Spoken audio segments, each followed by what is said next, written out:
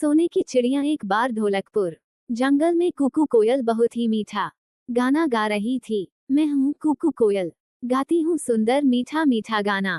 तुम सब भी सुनकर आ जाना, आ जाना। उसकी आवाज दूर दूर तक सबको सुनाई दे रही थी। तभी उसकी आवाज सुनकर एक जादूगर वहां आता है और उससे कहता है, वाह कुकू कोयल, तुम्हारी आवाज तो बहुत मीठी है, बिल्कुल खरा सोना है। सोना, हाँ। तभी जादूगर आब्राकाडाब्रा बोलता और कुकू कोयल से कहता है, तुम अब से जब भी गाना गाओगी और गाते समय अगर तुम्हारे मुंह से एक भी बूंद पानी की नीचे गिर गई तो वो बूंद सोने में बदल जाएगी।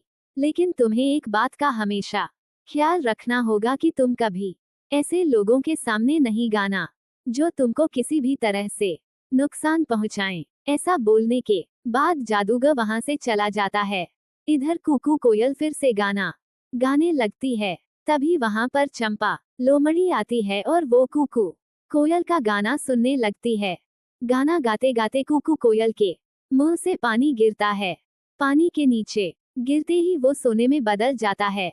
चंपा लोमड़ी अपने सामने सोना देखकर बहुत खुश हो जाती है और झट से सोना उठाती है। फिर वहां से बहुत तेज दौड़ लगाते हुए अपने घर पहुंचती है। इधर कुकू कोयल गाना गाती रहती है।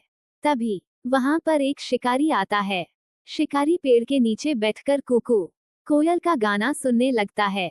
कुकू कोयल गाना गा ही रही थी कि फिर से उसके मुंह से पानी नीचे गिरता है। मुंह का पानी नीचे पहुंचते ही सोने में बदल जाता है। अपने सामने शिकारी सोना देख कर बहुत खुश हो जाता है। वो झट से उसे उठा लेता है। तभी शिकारी फिर देखता है कि ऊपर से पानी की एक और बूंद गिरी जो सोने में बदल गई। शिकारी फिर खुश होता है और उसे भी अपने पास रख लेता है। ऐसे करते हुए कई बूंदें ऊपर से नीचे गिरती है जो सोने में बदलती जाती है। शिकारी मन में सोचता कि शायद आसमान से सोने की बारिश हो रही है और ये सोचते हुए वो एक एक करके सोना उठाता जाता है। तभी शिकारी की नजर गाना गा रही कुकू कोयल पर जाती है और वो देखता है कि ये सोने वाला पानी तो कुकू कोयल के मुंह से निकल रहा।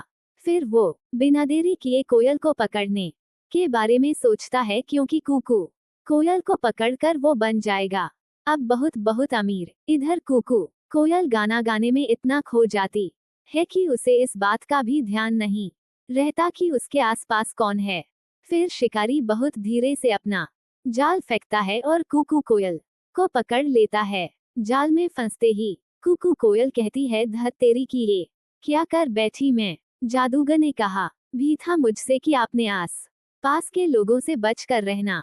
अब देखो मैंने अपनी लापरवाही के चक्कर में क्या कर लिया, जाल में फंस गई। इधर कुकू कोयल को ले जाते हुए शिकारी अपने मन में सोचता है कि क्यों न इस कोयल को राजा को ही दे दूं। अगर राजा को दे दिया तो राजा इसके बदले मुझे राजमहल में रहने देंगे, फिर पूरी जिंदगी आराम से बीतेगी मेरी।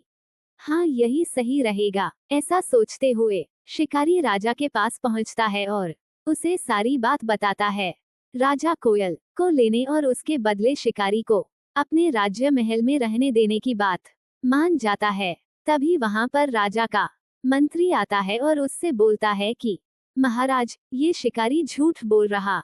आपने कभी सुना या देखा भी है क्या किसी चिड़िया के मुंह से सोना निकले? भाई मैंने तो नहीं देखा। मंत्री की बात सुनकर राजा शिकारी से कहता है कि पहले मुझे सोना दिखाओ, आखिर ये कोयल कैसे सोना निकालती है, मैं भी तो देखूं। राजा की बात सुनकर शिकारी कोयल से गाना गाने को कहता है, लेकिन कोयल तो इस बार कोई गलती नहीं करना चाहती थी, इसलिए वो अपना मुंह ही नहीं खोलती। शिकारी के बहुत बार कहने पर भी जब कोयल गाना नहीं गाती तब राजा को ये सब देखकर गुस्सा आ जाता है और वो अपने सिपाहियों से कह कर कोयल को जाल से निकाल देता है और शिकारी को पकड़ लेता है। जाल से निकलते ही कोयल गाना शुरू करती है। कुकू मैं हूँ कू कोयल गाती हूँ मीठा मीठा सुंदर गाना, जिसे सुनकर तुम सब मेरे पास। और फिर तभी उसके मुंह से फिर से पानी नीचे गिरता है जो सोने में बदल जाता है। राजा ये सब बस देखता ही रह जाता है और अपने सिपाहियों से कोयल को पकड़ने को कहता है, लेकिन इस बार कुकू कोयल पहले जैसी कोई भी गलती नहीं करती है और वहां से उड़ती हुई सीधे ढोलकपुर जंगल पहुंचती है।